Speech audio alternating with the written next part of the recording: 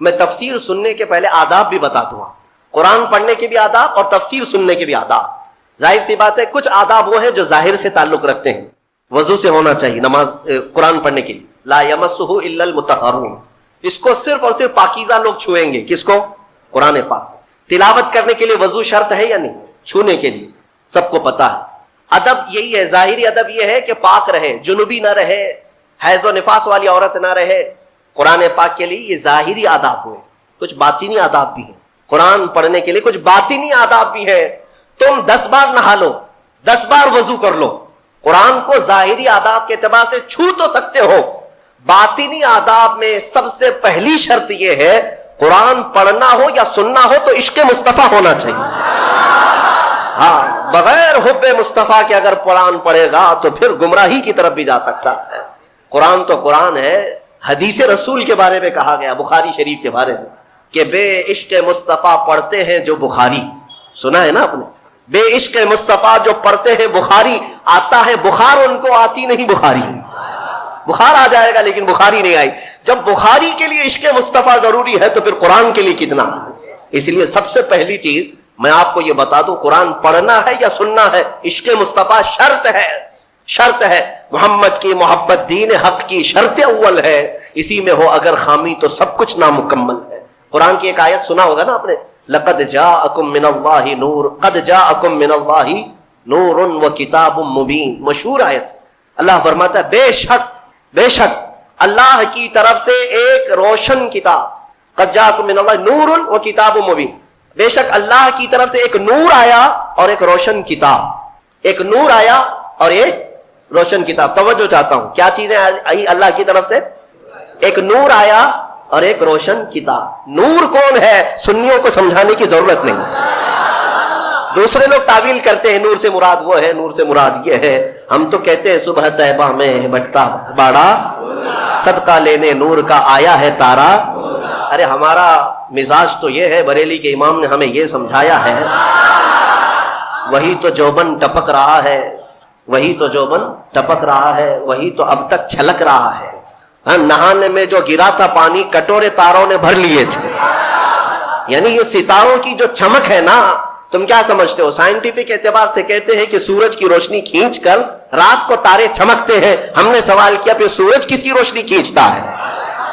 سورج کس کی روشنی کھینچتا ہے؟ وہ روشنی سمجھنے کے لیے بریلی کے امام کی زبان میں پڑھنا پڑے گا. سورج ہو کہ چاند ہو. اعلیٰ حضرت فرماتے ہیں کہ اتار کر ان کے رخ کا صدقہ، اتار کر ان کے رخ کا صدقہ، وہ بٹ رہا تھا نور کا باڑا.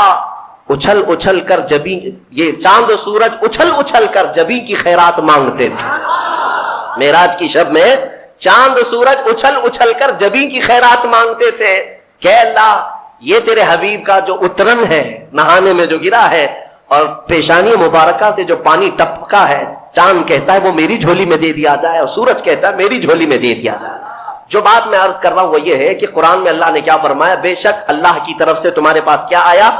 ایک نور آیا اور دوسرے روشن کتاب. جس کو ہم نے آج پڑھا وہ روشن کتاب. تراویح میں جو پڑھا وہ کون سی کتاب ہے؟ روشن کتاب. روشن ہی ہے حقیقت میں، جو پڑھتا ہے وہ بھی روشن ہوتا. روشن کتاب آئی اور ایک نور آیا. دونوں کا کیا کمبینیشن ہے؟ دونوں کا کیا تعلق ہے؟ اللہ کی طرف سے ایک نور آیا اور ایک روشن کتاب. یہاں اگر ایسا ہوتا کہ بے شک اللہ کی طرف سے کتاب آئی اور ایک نور آیا، نہیں، اللہ کی طرف سے ایک نور آیا پھر روشن کتاب. پتہ یہ چلا لائٹ سب بند کر دیں اور کتاب کھولیں، کیا پڑھ پاؤ گے؟ پڑھ پاؤ گے؟ ساری لائٹ میں بند کرتا ہوں، تمہارے سامنے کتاب رکھتا ہوں، پڑھو، کچھ نہیں پڑھ پاؤ گے. ادھر سے ادھر انگلیاں پھیر سکتے ہو. پڑھنے کے لیے روشنی ہونا یہ ضروری ہے. بغیر روشنی کے کتاب نہیں پڑھی جا سکتی. اسی لیے آیت میں اللہ نے فرمایا بے شک اللہ کی طرف سے پہلے کیا آیا؟ نور آیا، پھر کیا آئی؟ روشن کتاب. اب اس روشن کتاب کے لیے یہ کرنٹ والی لائٹ نہیں، نور مصطفیٰ کی روشنی ضروری ہے. جب نور مصطفیٰ میں پڑھو گے تو اس کتاب سے ہدایت بھی پاؤ گے. الحمدللہ اہل سنت و جماعت کے حصے میں وہ ہدایت آئی کہ ہم عشق مصطفیٰ کی زبان میں قرآن پڑھتے ہیں. الحمدللہ. آج بہت ساری باتیں تھی لیکن ایک آیت کی طرف میں لے جاتا ہوں. کچھ لوگوں کو قرآن سے ایسی چیزیں نکالنے کی عادت ہے کہ کہیں حضور کی شان میں کچھ کمی نظر آ جائے، کہ حضور پاک صلی اللہ علیہ وسلم کو یہ نہیں تھا وہ نہیں تھا، ان کو وہی چیزیں ملتی ہیں. حالانکہ قرآن کا مفہوم وہ نہیں ہے، سمجھ کا ان کے قصور ہے، عربی سے نابلد ہے، ناشنا ہے، کچھ بھی اٹکل پچھو مار کے ترجمے میں گمراہ ہو جاتے ہیں۔ لیکن قرآن نے آداب سکھائے۔ توجہ چاہتا ہوں، آج ہم نے ایک آیت پڑھی ہے سورہ بقرہ میں، اللہ تعالیٰ فرماتا ہے یا ایھا الذین آمنوا لا تقولوا راعنا وقولوا انظرنا واسمعوا وللکافرین عذاب الیم۔ اے ایمان والو، راعنا مت کہو، راعنا مت کہو۔ کیا مطلب ہے اس کا؟ تھوڑا سا عربی میں سمجھا دوں۔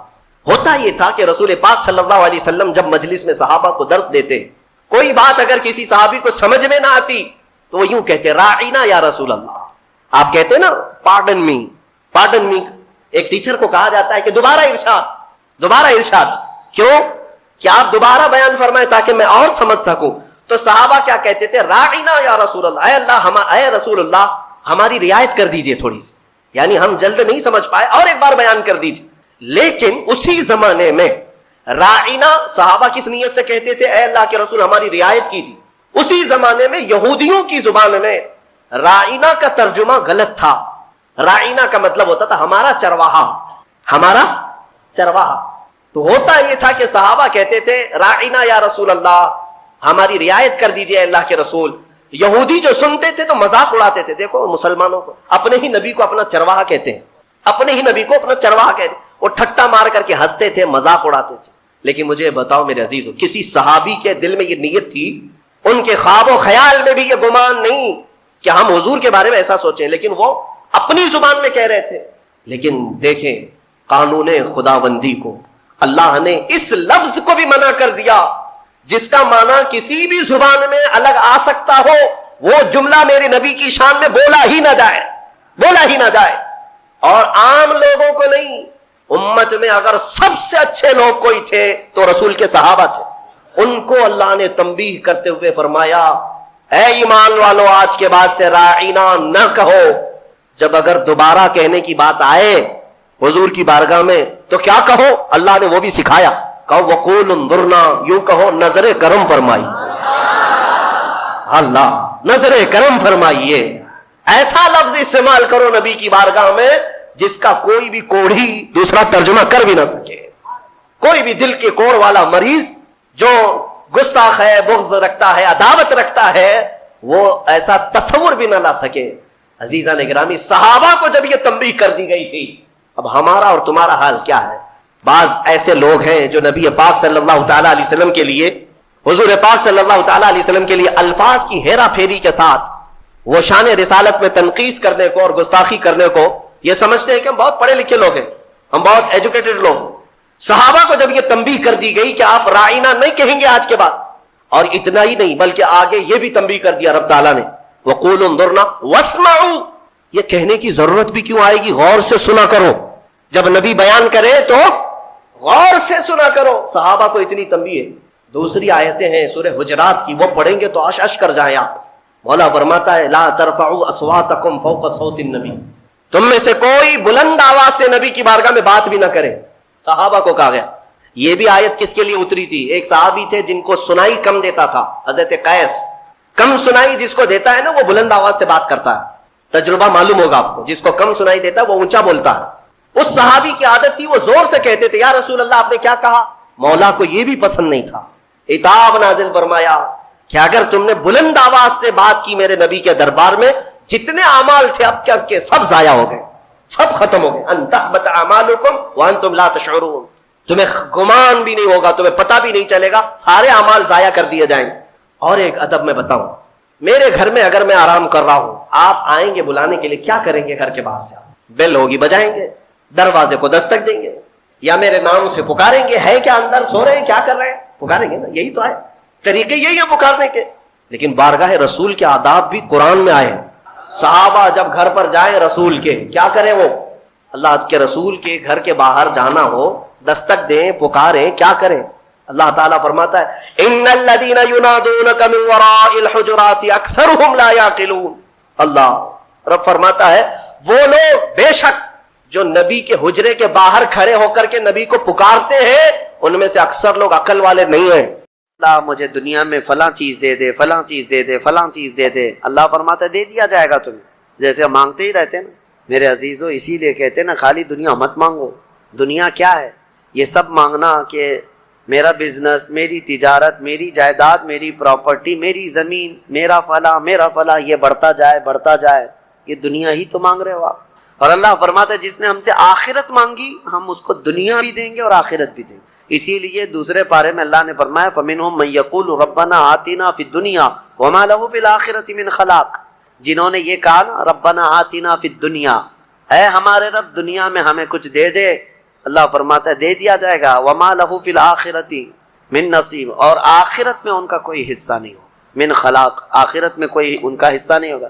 ومنہم من یقول ربنا آتنا فی الدنیا حسنہ وفی الآخرۃ حسنہ وقنا عذاب النار اولئک لہم نصیب مما کسبوا. اللہ فرماتا ہے اور جنہوں نے کہا ہے ہمارے رب ہمیں دنیا میں بھی اچھائیاں دے دے اور آخرت میں بھی اچھائیاں دے دے، رب فرماتا ہے، اور جنہوں نے یہ کہا اے اللہ ہم کو عذاب دوزخ سے بچا لے، رب فرماتا ہے یہ وہی لوگ ہیں جنہوں نے حقیقت میں حصہ حاصل کر لیا، آخرت بھی مانگ لیا، دنیا بھی مانگ لیا. دعا میں ہمیشہ یہی کیا کرو کہ اللہ ہماری آخرت اچھی کر. یہاں مانگ کر کے کتنا لے لو گے، کتنے دن تک؟ چلو آج آپ نے صحت مانگی، اے اللہ مجھے صحت عطا کر، طبیعت اچھی رکھ، اچھی بات ہے، لیکن کتنے دن تک رہو گے؟ 80 سال، 100 سال؟ 80 سال کے بعد جب بال سفید ہونے لگیں گے تب پھر تم یہ مانگو گے کہ اللہ پھر میرے بال کالے کر دے. پیٹھ جھکنے لگے گی تب یہ کہو گے کہ اللہ میری کمر سیدھی کر دے. دانت جھڑنے لگ جائیں گے کہو گے پھر اے اللہ میرے دانت صحیح کر دے. نظام ہے کائنات کا، صحت کو جانا ہے تو جو جانے والی چیز ہے اس کو ہی ہم مانگ رہے ہیں، جو ہم سے رخصت ہونے والی چیز ہے وہی ہم مانگ رہے ہیں. اولاد مانگ رہے ہو یہ بھی چھوٹنے والی چیز ہے، یہ ہم سے چھوٹنے والی چیز. ہر وہ چیز مانگتے ہیں ہم یہاں پر جو ہم سے رخصت ہونے والی ہے، اور جو ہمیشہ رہنے والی ہے وہ جنت ہے، اس کا سوال کیوں نہیں کرتے؟ اور ایک امام شیخ سعدی رحمۃ اللہ علیہ کی کتنی پیاری بات ہے، سنو. فرماتے ہیں موت سے بچنا ممکن ہے کسی کو؟ بتائیں کوئی بچ سکتا ہے؟ پاسبل ہے؟ موت سے بچنا کسی کے لیے بھی ممکن ہے؟ نہیں ہے. سب کو پتا ہے امپاسبل، لیکن اس کے باوجود بھی بچنے کے لیے 1000 دوائیاں کھاتے ہیں. سب کو معلوم ہے کہ موت سے نہیں بچتے ہیں، لیکن اس کے باوجود بھی بچنے کے لیے ہم روز کچھ نہ کچھ کر رہے ہیں. ہم اپنے جسم کو صحیح کرتے ہیں یا بیماریوں کو صحیح کرنے کے لیے پیسہ بھی بہاتے ہیں، سب کچھ کرتے ہیں. ہمیں پتا ہے کہ ہم نہیں بچ سکتے پھر بھی خرچہ کرتے ہیں. شیخ سعدی کی سوچ دیکھو، فرماتے اور انسان کو یہ پتا ہے کہ جہنم سے بچنا ممکن ہے، موت سے بچنا تو ممکن نہیں، لیکن دوزخ سے بچنا ممکن ہے. کیا سب کے اوپر کمپلسری ہے جہنم میں جانا؟ نہیں. تو جس سے بچنا ممکن ہے اس کے لیے کوشش بھی نہیں کرتا، اور جس سے بچنا ممکن ہی نہیں اس کے لیے روز کوشش کرتا ہے. یہ کیسی سوچ ہے انسان کی؟ موت سے نہیں بچ سکتے، کوشش ٹھیک ہے تم دوائیاں کرتے رہو، لیکن کوشش یہ کرو کہ اللہ مجھے دوزخ سے بچا لے، مجھے آخرت کے عذاب سے بچا لے. میرے عزیزو ہمارا سارا نظام اسلام کا آخرت پر ٹکا ہوا ہے. اسی لیے رب تعالیٰ نے فرمایا من کان یرید حرث الآخرۃ نزید لہ فی حرثہ. ایک بات میں آپ کو بتا دوں، اگر اسلام سے آخرت کا کانسیپٹ نکال دیا جائے تو پورا دین کھوکھلا ہو جائے گا. یعنی پھر کس چیز کے لیے کر رہے ہو تم؟ نماز کیوں پڑھ رہے ہو؟ چوری سے کیوں بچتے ہو؟ شراب کیوں نہیں پیتے؟ ہر چیز کا تعلق تمہارا آخرت سے جڑا ہوا ہے، آخرت سے. کیوں؟ حساب ہوگا، پوچھا جائے گا. میری نمازیں بھی پوچھی جائیں گی، روزے بھی پوچھے جائیں گے. ہر چیز آخرت کے خوف سے ہم دنیا میں عمل کر رہے ہیں، اور اگر آخرت کا کانسیپٹ ختم ہو گیا تو وہی درندوں کی طرح سے ناچتے گھومتے رہیں گے. جیسے دوسری قوموں کو دیکھ رہے ہیں، ان کے ہاں کوئی تصور ہی نہیں آخرت کا. ان کا تو یہ ہے کہ اچھے کام کرو گے تو دوسرے جنم میں اچھا بن کے پیدا ہو جاؤ گے، برے کام کرو گے تو دوسرے جنم میں کتا بلی بن کے پیدا ہو جاؤ گے. بس اتنا ہی ہے، اس سے زیادہ نہیں ہے. پھر بھی کچھ لوگوں کے ہاں ہے سورگ اور نرگ کا، لیکن وہ بھی اتنا یقینی نہیں ہے جتنا تمہارے لیے ذہن میں یقینی جنت اور دوزخ کا تصور ہے، یہ دوسروں کے ہاں نہیں ہے. اسی لیے میرے عزیزو آخرت کے تصور کو اتنا مضبوط بٹھاؤ. مجھے ایک بات یاد آتی ہے کہ ہمارے ایک بزرگ تھے، میرے بڑے دادا، اللہ ان کی تربت پر رحم فرمائے. پورے علاقے میں لوگ اس بات کے شاہد ہیں، جب بھی کوئی کچھ غلط کام کرتا یا چھوٹی بہت بھی چیز ہلکی نظر آتی ان کو، تو ڈانٹنے کے لیے سب سے پہلا جو جملہ وہ کہتے تھے وہ یہی کہتے تھے، کیا تجھے آخرت کا خوف نہیں ہے؟ آخرت سے نہیں ڈرتا؟ یہ ایک جملہ اکثر ہر کام پر، نماز کے سلسلے میں ہو، یا کسی کو کہیں پر گپے لگاتے بیٹھے ہوئے دیکھتے تو یہ کہتے آخرت کا ڈر نہیں ہے۔ یہ ان بزرگوں کا شیوا رہا ہے، اولیاء اکرام کا طرہ امتیاز رہا ہے کہ وہ اپنے سارے اعمال آخرت کے خوف پر رکھے ہوئے ہیں۔ حضرت حاتم اعصم رضی اللہ تعالیٰ عنہ بڑے پائے کے بزرگ ہیں، فرماتے ہیں نماز جب پڑھتے تھے تو کہتے میرا تصور یہی ہوتا ہے کہ موت میرے گردن کے پیچھے، ملک الموت یہی ہے، یہ سوچتا ہوں کہ اب آخری نماز ہے، میری آخری نماز ہے، اور دونوں طرف میرے جہنم کے گڑھے ہیں، ادھر بھی ادھر بھی، میں اگر تھوڑا سا بھی ہل جاؤں تو ہو سکتا ہے ادھر کے گڑھے میں یا ادھر کے گڑھے میں، اور پیچھے ملک الموت ہے اور سامنے رضائے الہی ہے اور جنت ہے، میں بڑھنے کی کوشش کر رہا ہوں۔ اس تصور کے ساتھ وہ نماز پڑھتے تھے، اس تصور کے ساتھ، اور سجدے میں جاتے تو یہ کہتے کہ میرا آخری سجدہ ہوگا، ملک الموت پیچھے ہی کھڑا ہے میری گردن کے پاس، اور اگر میں تھوڑا بہت ہل گیا تو ادھر بھی دوزخ ہے ادھر بھی دوزخ ہے، سامنے کی طرف مجھے پورا تصور جمانا ہے، رضائے الہی ہے اور جنت میری یہاں ہے۔ تو ان کے سارے تصورات ہر کام میں آخرت پر ڈیپینڈ تھے۔ میرے عزیزو، آج لوگوں میں جو بد عملی آئی ہے اس کی ایک بڑی وجہ یہی ہے، ہمارے بچوں میں اور نوجوانوں میں آخرت کا ڈر کم ہو گیا، ڈر کم ہو گیا۔ یہ جتنے بھیانک گناہوں میں آج ملوث ہیں، ان کو ڈر نہیں ہے، ان کو خوف نہیں ہے۔